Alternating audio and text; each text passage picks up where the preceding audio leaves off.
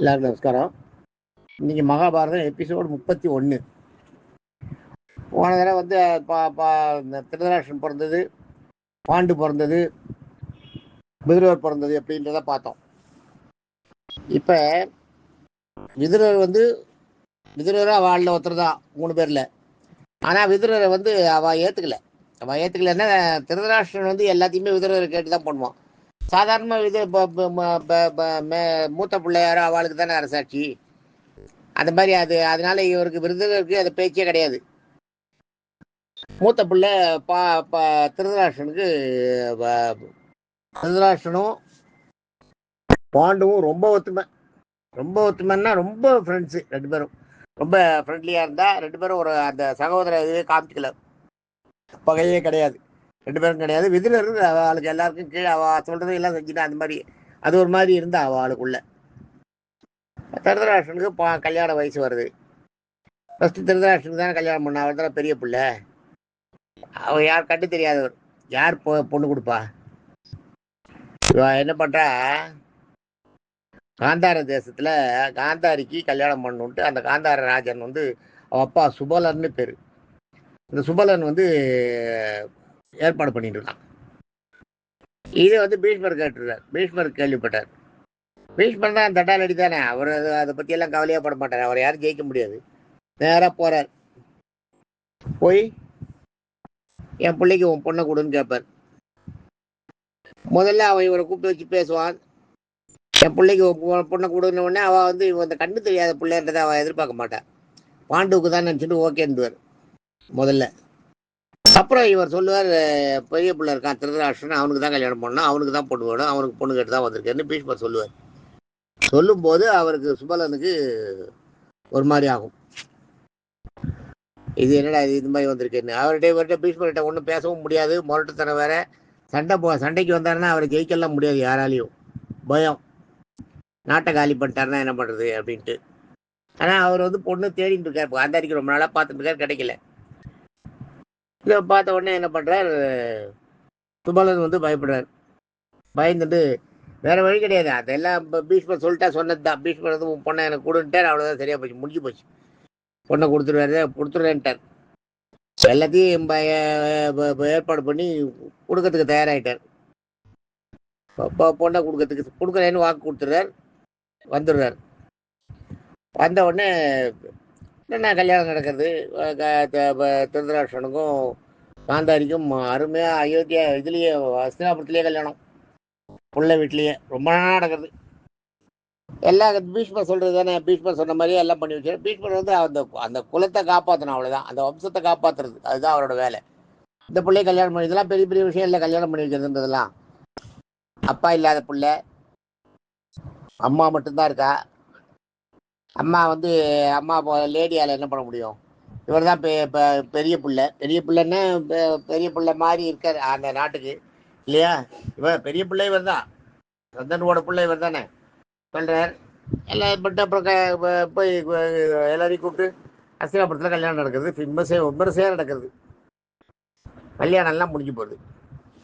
கல்யாணம்லாம் முடிஞ்ச உடனே என்ன ஆகுது, இவருக்கு பீஷ்மருக்கு எல்லாத்தையும் ஊரில் ராஜாவா அவர் அந்த பதவியில் உட்கார்லையே ஒழிய மீதி எல்லா வேலையும் பார்த்துருந்தார். ராஜாங்கத்தை காப்பாற்றுறதுன்றதுல அவர் ரொம்ப உறுதியாக இருந்தார். இல்லாட்டா இந்த வேலையெல்லாம் அந்த அரசை காப்பாற்றிருக்க முடியுமா தெரியாது. பீஷ்மர் சப்போர்ட் இருந்ததுனால தான் காப்பாற்றினான். பீஷ்மர் என்ன பண்ணுறார், அந்த ஒற்றர்கள் வரா இல்லையா, இந்த ஒற்றர்களில் வந்து காந்தாரிக்கு வந்து ஏற்கனவே கல்யாணம் ஆயிடுச்சு அப்படின்னு ஒரு விஷயம் வந்துடும். ஏற்கனவே கல்யாணம் ஆச்சுன்னா அது எப்படின்னா, அதுலேருந்து தான் அந்த இது உருவாச்சு. அவருக்கு வந்து களத்திர தோஷம்னு உண்டு. களத்திரன்றது வந்து புருஷன். களத்திர தோஷன்றது புருஷன் அமையாமல் இருக்குது. அதான் களத்திர தோஷம் இருக்குதுன்றது புருஷனுக்கு ஒய்ஃபுக்கு மனைவி. அதனால தான் இன்றைக்கி களத்திர தோஷம் இருக்குன்னு பாருங்க. களத்திர தோஷம் இருக்குதுன்னா இப்போ புருஷனுக்கு பொண்டாட்டிக்கு புருஷன் ஒத்துமையாக இருக்க மாட்டா, அமைதியாக அமையாது. அப்படி அமைஞ்சதுனாலும் ரொம்ப நாள் லைஃப் இருக்காது. அந்த மாதிரிலாம் இருக்குது. களத்திர தோஷன்றது அதான். அந்த களத்திர தோஷம் காந்தாரிக்கு இருந்தது. காந்தாரிக்கு இருந்ததுனால என்ன பண்ணுறா, அவளுக்கு வந்து கொண்டு போய் ஒரு வாழை மரத்துக்கு கல்யாணம் பண்ணி வச்சு, அவளை ஒரு ஆட்டுக்கடாவை கல்யாணம் பண்ணி வச்சு வாழை மரம் ஆட்டுக்கடா ரெண்டையும் கோயிலில் பலி கொடுத்துட்றான். கல்யாணம் பண்ணி வச்சோடனே அவள் ஆட்டுக்கடாவுக்கும் வாழை மரத்துக்கும் புருஷன் ஆகிடுறா இல்லையா, பொட்டாட்டி ஆகிடுறா இல்லையாவே. அது ரெண்டையும் பலி கொடுத்த உடனே விதவை ஆகிடுறா இல்லையா. அதை தான் அவள் இப்போ முதல் கல்யாணம் ஒரு கல்யாணம் ஆயிடுத்துன்னு ஜோசியத்தில் சொல்லிடுறா இவருக்கு பீஷ்மருக்கு. பீஷ்மர் போய் விசாரிப்பார், இதெல்லாம் தெரியும். தெரிஞ்ச உடனே ஏற்கனவே ஒரு கல்யாணம் ஆயிடுத்துன்ற விஷயம் எல்லா நாட்டுக்கும் தெரிஞ்சதுன்னா ரொம்ப கஷ்டம். இதை வச்சுட்டு இந்த காந்தார அரசன் அந்த சுபலன் வந்து நம்மளை மிரட்டறதுக்கு சான்ஸ் இருக்கு. இந்த சுபலன் வந்து ரெண்டாவது பீஷ்மருக்கு என்ன கோவம்னா, சுபலன் வந்து இதை முதல்ல நம்ம கிட்ட சொல்லலையே, இந்த மாதிரி நான் கல்யாணம் பண்ணியிருக்கோம், கல்யாணம் பண்ண போறேன், எனக்கு வந்து முன்னாடியே அவளுக்கு வந்து கலத்திர தோஷத்துக்கு இருக்கு, இதெல்லாம் நம்ம கிட்ட சொல்லலையே அப்படின்னு. சுபலனுக்கு என்னன்னா, இவர் பீஷ்மர்கிட்ட சொன்னா இவர் ஏதாவது கோச்சுட்டு சண்டை கட்ட போட்டுற போறாரு, இவர் எடுத்ததுமே அடிச்சுடுவார், அடிச்சு காலி பண்ணுவார். அதெல்லாம் பார்த்துட்டு அதுக்கு பயந்துட்டு அவன் சொல்லாம இருந்தான். இவர் வந்து சொல்லலையேன்ற கோவம் அந்த இதுல இருக்கார். பார்த்துட்டு என்ன பண்றாரு, பீஷ்மருக்கு வெறியாயிடுறது. சொல்லலை, நம்மக்கிட்ட சொல்லாமப்பட்டாலேன்ட்டு காந்தாரிக்கு தெரியாமலே அவ எல்லாரையும் சிறைப்பிடிச்சி ஜெயிலில் போட்டுறாரு. அவருக்கு வந்து பிள்ளைகள் வந்து இவருக்கு வந்து 10 பிள்ளைகள். இவருக்கு சுபலனுக்கு 10 பிள்ளைகள். 10 பிள்ளைகளையும் பிடிச்சி ஜெயிலில் போட்டுறாரு. இந்த 10 பிள்ளையில மூத்த பிள்ளை வந்து சகுனி தான் பெரிய பிள்ளை. எல்லாரையும் பிடிச்சி உள்ள போட்டுறா. அப்ப என்ன பண்ணுவார், அந்த சுபலனுக்கு வந்து தாளவே தாளாது. நம்ம என்ன பண்ணோம், பொண்ணையும் கொடுத்துட்டு நம்ம இவர் இது மாதிரி சண்டை கண்ட போட போறாரு, நம்மள ஏதாவது பண்ண போறான்ட்டு தான், நம்ம நாட்டை ஏதாவது பண்ண போறான்ட்டு தான் நம்ம வந்து கல்யாணமே பண்ணோம் பொண்ணுக்கு. அவருக்கு இது பண்ணிட்டு கல்யாணம் பண்ணிட்டு இவன் வந்து இந்த மாதிரி பண்ணிட்டாலே, இவர் வந்து அதுக்கப்புறம் நம்மள ஜெயிலில் போட்டாரு. இவர் ரொம்ப ஆத்திரம் உள்ளுக்குள்ள கருவுறார். ஆனால் ஒன்றும் பண்ண முடியல. பீஷ்மரை ஒன்றும் பண்ண முடியாது, அந்த மாதிரி ஒரு பெரிய ஆள். பீஷ்மரை கூட சண்டை போட்டுலாம் ஜெயிக்க முடியாது. ஸோ கன்னிங் ஒர்க்கில் தான் கூட இருந்து தான் கூலி பறிக்கணும். இந்த வம்சத்தை நம்ம வளர விடவே கூடாது. இந்த வம்சம் தானே இவாதான் பீஷ்மர் தான் இந்த மாதிரி பண்ணார், இந்த பீஷ்மரோட வம்சத்தை நம்ம வேரோட அறுத்துடணும் அப்படின்னு மனசுல கருவம் கட்டிக்கிறார். அந்த சுபலன் கருவம் கட்டு அதை வந்து தன்னுடைய பெரிய பிள்ளை சகுனிக்கிட்ட சொல்றார். இது மாதிரிலாம் ஆயிடுச்சு, இது மாதிரிலாம் பண்ணிட்டார். நான் வந்து ஆக்சுவலாக காந்தாரியை கல்யாணம் பண்ணி கொடுக்கணும்னு இல்லை, குருடனுக்கு கல்யாணம் பண்ணி கொடுக்கணும்னு ஐடியா இல்லை எனக்கு. ஆனால் பீஷ்மருக்கு பயந்துட்டு தான் நான் சரின்னேன். காந்தாரியும் முதல்ல காந்தாரிக்கு வந்து பிடிக்கல இவர திருதராஷ்டிரனை, அப்புறம் ஒத்துக்கிறான். அது அப்புறம் இன்னொரு கதை இருக்கு, அதை சொல்கிறேன். என்ன பண்ணுறார் இவர் சுப்பலனை வந்து இதுதான். ஆனால் இந்த ராஜா என்ன பண்ணிட்டான், இவன் இந்த பீஷ்மர் வந்து நம்ம அவ்வளவு நம்ம பணிஞ்சு போய் நம்ம வீட்டு பொண்ணை கொடுத்தா கூட நம்மளுக்கு சம்மந்தி, ஆனால் நம்மளுக்கு சம்மந்தின்ற மரியாதை எல்லாரும் எல்லாரையும் ஜெயிலில் போட்டார், நாட்டையும் எடுத்துட்டார் அப்படின்ட்டு பயங்கர கடுப்பாகும் இவருக்கு. இது யார், இந்த விஷயம் எதுவுமே காந்தாரிக்கு தெரியாமலே பண்ணுறார் பீஷ்மர். பண்ணி அவளுக்கு ராஜரகசியன்றதெல்லாம் இருக்குது, பிடிச்சி உள்ளே போட்டுறார். அவன் எல்லாம் ஜெயிலில் இருக்கான். ஜெயிலில் இருக்கும்போது அந்த சுபலனுக்கு எல்லாமே பழி தீர்க்கிறது தான். அதில் சுபலனுக்கு ஒரு வெறி வருது. வெறி வந்து சகுனியை கூப்பிட்டு, இந்த மாதிரி இருந்தால் நம்ம இதை ஒழிச்சான், இவனோட குடும்பமே இருக்கக்கூடாது, அதுதான் நீ எங்களுக்கு செய்ய வேண்டியது. இவாளுக்கு என்னென்னா இவா செத்தா மாதிரி தெரியக்கூடாது, இவாளுக்கு சாதம் போட்டு கொஞ்ச நாள் கழிச்சு சாகிற மாதிரி ஆகணும். உடனே சாகிற மாதிரி ஆகக்கூடாது. சாகிற மாதிரி ஆச்சுன்னா காந்தாரிக்கு சந்தேகம் வந்துடும். சந்தேகம் வந்ததுன்னா அங்கே நாட்டுக்குள்ள பிரச்சனையாகும், திருதராஷ்டிரம் கூட பிரச்சனை ஆகுன்றதுனால என்ன பண்ணுறாரு பீஷ்மர், இவா எல்லாருக்கும் ஒரு பிடி சாதம் தான் ஒரு நாளைக்கு. இந்த 10 பேருக்கும் ஒரு பிடி சாதம் மட்டும் கொடுத்தா சாதம் இல்லாத அப்படியே கொஞ்சம் கொஞ்சமாக கிராஜுவலாக டவுன் ஆகி எல்லாரும் செத்து போயிடணும். அப்புறம் அதை வந்து காந்தாரிக்கிட்ட இது மாதிரி ஆயிடுத்து, அவருக்கு உடம்பு சரியில்லாத இருந்தால் செத்து போயிட்டார்ன்ற மாதிரி சொல்லிட்டு நம்ம க்ளோஸ் பண்ணிடணும்னு நினச்சிக்கிறா. காந்தாரியை வந்து வெளி உலகம் தெரியாமலே வச்சிருக்காரு பீஷ்மர். காந்தாரி இன்னைக்கும் காந்தாரிக்கு வந்து வெளியில் நடக்கிறது எது என்ன நடக்கிறது எதுன்னு தெரியும். ஆனால் அறிவாளி, நல்ல புத்தி கூர்மையானவர், எல்லாம் தெரியும் அவளுக்கு. ஆனாலும் அதை பண்ணுறார். அவளை வந்து வெளியில் வைக்காம, வெளியில் வந்து பார்க்காம அவளை வெளி உலகத்தை காட்டாமலே வச்சுட்டு இருக்கார். வெளி உலகத்தை காட்டாமலே இதெல்லாம் நடத்துறது. இவன் என்ன பண்ணுறா, அந்த 10 பேரும் அந்த இதை கொடுக்குறா. 10 பேரோட ஒவ்வொரு இப்படி சாதத்தையும் கொடுக்குறா. கடைசியில் அப்பா சாகும்போது என்ன பண்ணுற, சுபலன் போய் அவர் உடம்பு வெளிஞ்சு போய் ஆளுக்கு எல்லாரும் 10 பேரும் கொஞ்சம் கொஞ்சமாக காலமாகும்போது என்ன பண்ணுறாரு, தன்னுடைய சுண்டு விரலை ஒடிச்சு, உயிரோடு இருக்கும்போது இதெல்லாம் எவ்வளோ பெரிய வேலை பாருங்க, சுண்டு விரலை ஒடிச்சு ஒரு தாயக்கட்டையில் உள்ள சொருகி, அதை வச்சு ஒரு தாயக்கட்டை செஞ்சு உள்ள சொருகி, அந்த தாயக்கட்டையை வந்து தன்னுடைய 2 சுண்டு விரலையும் ஒடிச்சு 2 இதையும் அதுக்குள்ளே வச்சு தாயக்கட்டையில் வச்சு தாயக்கட்டை 2 செஞ்சு கொடுத்து, அந்த தாயக்கட்டையை வச்சு நீ தாயம் ஆடு, இந்த தாயம் நீ எங்கே நீ என்னக்கு என்ன நினைக்கிறியோ அது நடக்கும், அது விழும். இந்த தாயக்கட்டை வச்சு நீ விளையாடினா உனக்கு என்ன நினைக்குமோ நினைக்கிறியோ அது விழும். இதை வச்சு நீ என்ன பண்ண முடியும்? நீ வந்து அவளை எதிர்த்தெல்லாம் ஜெயிக்க முடியாது.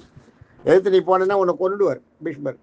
அதனால நீ எதிர்த்தே போகாத, கூடையே இருந்து குழிப்பறிக்கிறதுக்கு என்ன வழி அதை பாருன்னுவார். சுபலன் இது சகுனி எல்லாத்தையும் கேட்டுப்பார். கடைசியில் அவர் என்ன பண்ணுவார் பீஷ்மர் இவர் வந்து சுபலன் வந்து நீ நன்னா இருந்தேன்னா உன் மேலே சந்தேகம் வரும். நீ ஒரு அங்கஹீனனா காட்டணும். அங்கஹீனனா காட்டினா தான் நாட்டையெல்லாம் ஆள முடியாது. நான் நாட்டை ஆளலை வந்து அங்கே இருந்துக்கிறேன்னு சொல்லிக்கலான்னு சொல்லிட்டு என்ன பண்ணுறாரு, கால் பின்னாடி குதிகாலுக்கு பாருங்க, குதிகாலுக்கு பின்னாடி அந்த நரம்பை வெட்டிடுறாரு. சகுனிக்கு வெட்டிடுறாரு. சகுனிக்கு வெட்டின உடனே சகுனி துடிக்கிறான். இதெல்லாம் நீ வச்சுக்கோ மனசில், இதெல்லாம் அக்கா இப்போ நம்ம அக்கா வீட்டு பொண்ணை, இந்த வீட்டு பொண்ணை கொண்டு போய் அந்த மாதிரி கொள்ளையடிச்சு வச்சார் இல்லையா, அதனால் அவருக்கு பழி தீர்க்கிறதுக்காக அதை பண்ணணும், நீ மனசில் வச்சுக்கோ அப்படின்னு சொல்லிட்டு கால் நரம்பு வெட்டிடுறார். கால் நரம்பு வெட்டினோடனே சகுனிக்கு வந்து ஒரு கால் நடக்க முடியாமல் போயிடுது. அதுதான் இன்றைக்கி பாரத கதைகள் எல்லாம் பார்த்தீங்கன்னா சகுனியை வந்து அங்கஹீனனா காட்டுவா, நொண்டியாக காட்டுவா. நொண்டி நாட்டை ஆள முடியாது. அது ஒரு சேஃப் சைடு தானே. இது இருக்கு, இப்படியோ பண்ணிடுறார். பண்ணிட்டு அவா எல்லாரும் சேர்த்து போடுறா. இந்த 10 பிடி சாதம் கொடுத்தா பாருங்க, ஆளுக்கு ஒரு பிடி. இந்த 10 பிடியும் ஒன்றா சேர்த்து சகுனிக்கு கொடுக்குறது. சகுனி மட்டும் உயிரோடு இருக்கட்டும், நம்மளாம் சேர்த்து போயிடலான்ட்டு எல்லாரும் கொடுத்துட்றா. அந்த ஒரு பிடி 10 பிடி சாதம் தினம் 10 பிடி சாதத்தை தினம் சாப்பிட்டு அப்படியே காட்டில் உயிரை வச்சுன்னு சகுனி மட்டும் இருக்கான். மீதி 10 பேரும் செத்து போயிடுறா. மீதி 10 பேர் செத்து போனோடனே அப்பா பிள்ளை எல்லாம் செத்து போயிட்டாருன்னொடனே விஷயம் தெரிஞ்ச காந்தாரி ஒன்று அழறா. அழும்போது அங்கே சகுனி மட்டும் இருப்பார். சகுனி மட்டும் இருந்தவொடனே திருதராஷ்டிரன்கிட்ட கேட்பான் அவர், இந்த மாதிரி ஆயிடுத்து, இது என்னோட அண்ணா ஒத்தந்தான் உயிரோட இருக்கான், அவனையாவது என் கூட வச்சுக்கிறேன், எனக்கு பர்மிட் பண்ணுங்கன்னுவா. அவர் வந்து திருதராஷ்டிரன் வந்து இந்த இவர் பண்ணதெல்லாம் தெரியாது இல்லையா, பீஷ்மர் பண்ணதெல்லாம் சரின்ட்டு உடனே பீஷ்மரால் ஒன்றும் சொல்ல முடியல. பீஷ்மரும் பார்க்குறார், என்ன கால் சரியில்லாதவன் இவன், இவன் என்ன பண்ண போகிறான், இப்போ ஆம்புலன்ஸ் தான். சரி அவள் கேட்குறா, அவள் கேட்டது போன அவளுக்கு பெரிய துரோகம் பண்ணியிருக்கோம் நம்ம, அது அவளுக்கு தெரியாது. அவள் கேட்குறா கொடுத்துடலாம் அப்படின்ட்டு, சரி நீ கூட வச்சுக்கோன்னு சொல்லிடுறான். சொல்லி பீஷ்மரும் சரின்னு ஒத்துடுறாரு. அதுக்கு திருதராஷ்டிரன் தான் முடிவு எடுக்கணும். பீஷ்மர்கிட்டையும் விதுரர்கிட்டையும் கேட்காம பண்ண மாட்டேன். விதுரர்கிட்ட கேட்பா. விதுரர் வந்து அப்பயே வேண்டான்னுவார். விதுரர் வந்து அப்பயே பீஷ்மர்கிட்ட, இது வந்து என்றைக்குமே ஆபத்து, மனசில் இருக்கும், உடம்புல ஹீனம் இருந்தால் கூட மனசில் வந்து நம்மளை கவுக்கணுன்ற அந்த எண்ணம் இருக்கும் அப்படின்றத சொல்லுவார் இவர். விதுரர் சொல்லுவார் பீஷ்மர்கிட்ட. ஆனால் பீஷ்மர் வந்து இருக்கட்டும், நான் காந்தாரிக்கு நிறையா பண்ணியாச்சு, அதனால் அதெல்லாம் மனசில் வச்சுட்டு இருக்கட்டும் பரவாயில்லன்னு சொல்லிடுவார். அதுக்கு மேலே விதுரர் ஒன்றும் சொல்ல மாட்டார், ஏன்னா சகுனியும் பழைக்கணுன்றதுக்காக விட்டுருவார். ரெண்டாவது, ஒரு அரசரோட முடிவுக்கு வந்து எதிர்த்து சொல்கிறதுன்றது இதுவே பெரிய விஷயம். இதையே செய்ய முடியாது. எல்லாராலையும் ஒரு அரசனோட சொல்லுக்கு எதிர்த்து சொல்ல முடியாது. அரசனோட சொல்லுக்கு எடுத்து சொல்லணும்னா அந்த அளவுக்கு அவர்கிட்ட ஒரு க்ளோஸ்அப் இருக்கணும், ஒரு நெருக்கம் இருந்தால் தான் பண்ண முடியும். இவர் சொல்றது ஒத்துக்கல, சரின்ற மாதிரி விட்டார். பீஷ்மரை விட்டார், திருதராஷ்டிரன் விட்டார், சகுனி இங்கே வந்து சேர்த்துட்டான். இது எப்படி இருக்கு இல்லையா. இப்போ அஸ்தினாபுரத்துக்கு ராஜா வேணும். ராஜா யார் ஆக்குறது? பாண்டு ஆக்குறதா, திருதராஷ்டிரன் ஆக்குறதா? கல்யாணத்துக்கு முன்னாடியே இது வந்து ஒரு பேச்சாருது. பீஷ்மர் என்ன பண்ணுவார், இது மாதிரி இருக்கு, இந்த கண்ணு தெரியும் அந்தகன் வந்து நாட்டை ஆளக்கூடாது. அந்தகன்னா கண் குருடானவன், அந்தகன்னா கண்ணு இல்லாதவன், ஞாபகம் வச்சுக்கணும். அந்தகன் வந்து நாட்டை ஆளக்கூடாது. அதனால பீஷ்மரால் இந்த நாட்டை ஆள முடியாது, இது திருதராஷ்டிர நாட்டை ஆள முடியாது. அதனால பாண்டுவ ராஜா வாங்கிடலான்ட்டு திருதராஷ்டிரனோட கல்யாணத்துக்கு முன்னாடியே முடிவு பண்ணுறார் பீஷ்மர். முடிவு பண்ணி அதை வந்து செயல்படுத்தவும் படுத்துறாரு. பாண்டுவ ராஜா வைக்கிறார். பாண்டுவ ராஜா வாக்கிட்ட உடனே திருதராஷ்டிரத்துக்கு கல்யாணத்துக்கு பார்க்குறா இல்லையா, அப்போதான் பார்க்குறார். திருதராஷ்டிரத்துக்கு கல்யாணத்தை பார்க்கும்போது திருதராஷ்டிரன் என்ன பண்ணுறாரு, திருதராஷ்டிரன் கல்யாணத்துக்காக தேடிட்டு இருக்கார். திருதராஷ்டிரன் கல்யாணத்துக்கு தேடிட்டு இருக்கும்போது பார்த்தா இந்த இது வந்து இடிக்கும், இந்த பாண்டு ராஜாவாக இருக்கிறது. உடனே ராஜா என்ன பண்ணுவார், பீஷ்மர் நீ வந்து கொஞ்ச நாள் போய் வனவாசம் பண்ணி வெளியில் போய் இங்கே நீ காட்டில் எங்கேயாலும் வசந்த இதுக்கு போயிடு நீ ஒரு வருஷம் இங்கே இல்லாமல் இரு, பாண்டு இல்லாமல் இருக்கு. அந்த நேரத்தில் வந்து திருதராஷ்டிரன் ஆட்சியை ஆளட்டும் அப்படின்னு திருதராஷ்டிரன்கிட்ட ஆட்சியை கொடுத்துறாரு. ஆட்சியை கொடுத்து நீ ஆண்டுன்று நான் கொஞ்ச நாள் வெளியில் போயிட்டு வரேன், ஏன்னா உனக்கு கல்யாணம் ஆக போகிற நேரத்தில் அது தெரியணும் எல்லாருக்கும், நீதான் ராஜான்ற மாதிரி இருக்கணும் அப்படின்றதுக்காக இவரோட கல்யாணத்தை பண்ணிட்டு திருதராஷ்டிரன் ராஜா வைக்கிறார். அந்த தான் திருதராஷ்டிரன் வந்து இருந்தாலும் கொஞ்ச நாளைக்கு அந்த அந்த இந்த பீரியடுக்கு, அதாவது பாண்டுவுக்கு அடுத்தது அவர் தான் இருக்காருன்றது எல்லாருக்கும் தெரியணுன்றதுக்காக பண்ணிடுறார். பாண்டு வெளியில போயிடுறார். அப்பதான் இந்த கல்யாணம் நடக்குது. இதெல்லாம் நடக்குது. இது எப்படியா இருக்கட்டும். பாண்டு வந்து போனார் இல்லையா, பாண்டு வந்து காட்டுக்கு போயிடுறார். காட்டில் போய் அவர் அப்படியே அவருக்கு வந்து ஒரு ஒய்ஃப் இருக்கா இல்லையா, இவரோட குந்திக்கு வந்து குழந்தை கிடையாது. குழந்தை இல்லாமல் அப்படியே இருந்துட்டு இருக்கா. குந்தியை அது அவர் கல்யாணம் பண்ணிடுறார். அடுத்தது பாண்டு கல்யாணத்து படத்துக்கு தேடுறான். பாண்டுவுக்கு கல்யாணம் பண்ணுறதுக்கு நாடெல்லாம் தேடுறா, எல்லா இடத்துலையும் அரசுகளை தேடுறா. திருதராஷ்டிரன் கல்யாணம் ஆயிடுச்சு, பாண்டு கல்யாணம் ஆகணும். பாண்டுவுக்கு தேடுறா. பாண்டுவுக்கு தேடினா பாண்டுவுக்கு பொண்ணே கிடைக்காது. பாண்டு கடைசியில் என்னன்னா, இந்த உக்ரசேனன்னு ஒருத்தன். உக்ரசேனன்றது வந்து வசுதேவரோட அப்பா. வசுதேவரோட அப்பா உக்ரசேனர். இந்த உக்ரசேனருக்கு ஒரு ஃப்ரெண்டு இருந்தான். உக்ரசேனருக்கு ஃப்ரெண்டு ஒருத்தன் பீமசேனன் இருந்தான். அந்த உக்ரசேனோட ஃப்ரெண்டுக்கு சூரசேனன் பேர். சாரி, பீமசேனன் இல்லை, உக்ரசேனோட ஃப்ரெண்டு சூரசேனன் பேர். ஃப்ரெண்டுன்னா எப்படின்னா, அவர் வந்து அவருக்கு மச்சினர் தான், அவரோட ஒய்ஃபுக்கு தம்பி. அவருக்கு குழந்தை இல்லை. அவருக்கு குழந்தை இல்லைன்னொடனே இந்த குந்தி வந்து சூரசேனரோட தங்கை. இந்த தங்கை என்ன பண்றார், இந்த உக்ரசேனரோட தங்கை குந்தி சூரசேனர் வந்து தத்து கேட்கிறார் தங்கையை. தத்து கேட்ட உடனே உக்ரசேனர் தத்து கொடுத்துறாரு. அவன் அப்பாவும் சரின்னு சொல்லி தத்து கொடுத்துறார். தத்து கொடுத்த உடனே சூரசேனருக்கு தத்தா போனவ தான் குந்தி. இந்த சூரசேனரோட புள்ள குந்தி போஜன் ஒருத்தம். சூரசேனரோட புள்ள போஜன் ஒருத்தம் தத்தா போனதுனால அவர் இந்த போஜனுக்கு இவளும் கூட இருக்கா இல்லையா, இந்த போஜனுக்கு அவன் பெரிய அவனுக்கு கல்யாணம் பண்றான். அவனுக்கு குழந்தை இருக்காது. இந்த போஜனுக்கு குழந்தை இருக்காது. குழந்தை இருந்த உடனே என்ன பண்றான், அவன் தான் இந்த குந்தியை தத்து எடுத்துக்கிறான். சூரசேனன் வந்து தன்னுடைய மகளா அவருடைய பிள்ளை போஜன் இருக்கா இல்லையா, போஜன் வந்து தன்னுடைய மகளா குந்தி தத்தெடுத்துக்கிறான். சாரி, முதல்ல சூரசேனன் தத்தெடுத்துக்கல, போஜன் தத்தெடுத்துக்கிறான். சூரசேனனோட புள்ள போஜன் வந்து தத்தெடுத்துக்கிறான். தனக்கு இல்லை, புள்ள இல்லைன்றதுனால. அதனோட அப்பாவுக்கு ஷடகர் தானே, அப்பாவோட மச்சனர் தானே சூரசேனன். அதனால மச்சனரோட தங்க அப்பாவோட தங்க மாதிரி தானே அது.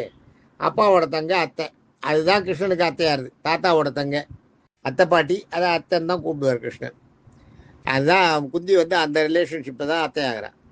குந்தி கிருஷ்ணனுடைய தாத்தாவுடைய மச்சனர் இருக்கா இல்லையா, அவருடைய பேத்தி, அவருடைய பிள்ளைக்கு தத்து போனவன். அதனால பேத்தின்ற மறையாது இல்லையா. ஆகத்தில் கிருஷ்ணனுக்கு வந்து வயசும் ஒன்றா ஆயிடுறது, அவன் அப்பாவுக்கு தங்க மாதிரி ஆயிடுது. அதனால இதை வந்து கிருஷ்ணன் வந்து அத்தைன்னு கூப்பிடுவார் குந்திய அத்தை முறையாடுது. இந்த குந்தி அவ நாட்டில் வளர்ந்துட்டு இருக்கா. அவ நாட்டில் வளர்ந்துட்டு போது குந்திக்கு எல்லா இடமும் பொண்ணு தேடிட்டு இருக்கா, பிள்ளை தேடிட்டு இருக்கா. மாப்பிள்ளை எங்கேயும் கிடைக்கல. இது பீஷ்மருக்கு கேட்கறது, பீஷ்மருக்கு தெரியுது. தெரிஞ்ச உடனே பீஷ்மர் போய் அந்த குந்தி போஜன் வைப்பா. அதனால தான் குந்தின்னு அவளுக்கு பேர் வந்தது.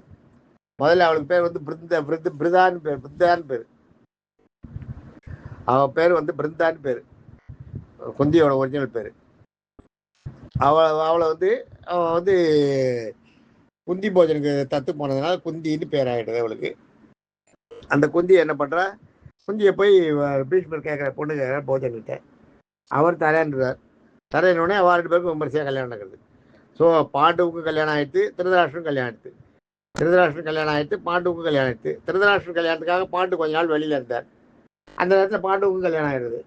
பாண்டு இருக்க, ஆனால் இப்படியே 2 பேரும் கொஞ்ச நாள் ஆட்சி ஆட்டுன்னு இருக்கா.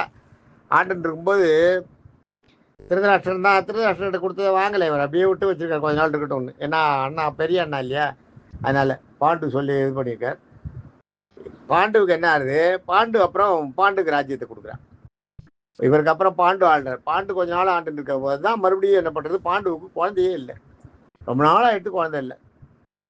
குழந்தை இல்லைன்ன உடனே அவருக்கு வந்து என்ன பண்ணுறாரு, மந்திர தேசத்து ராஜா அவதாரம் தான். மந்திர தேசத்து ராஜா, அவன் ஒரு ராஜா இருந்தான். அவன் என்ன பண்ணுறான், அவனுக்கு வந்து ஒரு பொண்ணு மாதிரின்னு பேர். இந்த மாதிரியோட அண்ணா தான் சல்லியன். சல்லியன்னு ஒரு புள்ள, மாதிரின்னு ஒரு பொண்ணு. இப்போ இவர் என்ன பண்ணுறாரு, பீஷ்மர் வந்து பாண்டுக்கு கல்யாணம் ஆகி குழந்தை இல்லையே, வாரிசு இல்லாத அந்த குடும்பம் கெட்டு போயிட போகுதுன்றதுக்காக என்ன பண்ணுறாரு, போய் அவங்க கேட்பார். அவர் போய் கேட்ட உடனே, அந்த காலத்துல 2 பொண்ணு 3 பொண்ணு ஒரு ராஜா 2 கல்யாணம் 3 கல்யாணம் பண்ணிக்கிறதுலாம் ரொம்ப சாதாரணம். மந்திர தேச ராஜாவும் சரின்னு ஒத்துருவான். ஏன்னா நமக்கு பீஷ்மர் இப்போ அஸ்தினாபுரம் வந்து நமக்கு சம்மதியாக இருந்ததுன்னா கேட்கணுமா, ஓகே கொடுத்துடலான்ட்டு கொடுத்துருக்காரு. அவன் மாதிரியும் ஒத்துக்கிறான். மாதிரியும் பாண்டுவை பார்த்துட்டு பாண்டு கல்யாணம் பண்ணிக்கிறதுக்கு அவங்களும் ஒத்துக்கிறா. இவன் 2 பேருக்கும் கல்யாணம் இருக்குது. ஸோ பாண்டுவுக்கும் கல்யாணம் ஆகுது, பாண்டுவுக்கு 2வது கல்யாணம் ஆகுது, திருதராஷ்டிரனுக்கும் கல்யாணம் ஆகிடுது, பாண்டுவுக்கு குந்தி கல்யாணம் ஆகிடுது, பாண்டுவோட மாதிரியும் கல்யாணம் ஆகிடுது. பாண்டு வந்து கொஞ்ச நாள் தேசத்தை வந்து திருதராஷ்டிரனுக்கு கொடுத்துட்டு அப்படி தன்னுடைய நாடெல்லாம் சுற்றி பார்க்கறதுக்காக வெளியில் போகிறான். தேங்க்யூ. நாளைக்கு அடுத்த இதில் பார்க்கலாம், அடுத்த எபிசோட் பார்க்கலாம். தேங்க்யூ.